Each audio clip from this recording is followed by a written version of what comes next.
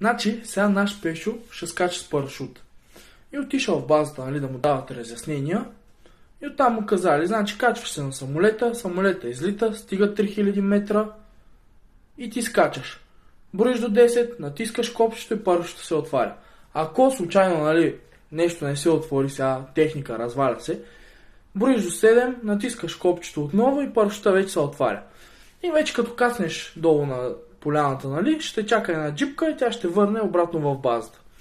И сега Пешо се качил на самолетът се издигнал на 3000 метра, скочил Пешо, брои до 10, натиска копчето, парашута не се отваря. Супер спокоен нашия, брои до 7, натиска копчето, парашута обаче пак не се отваря.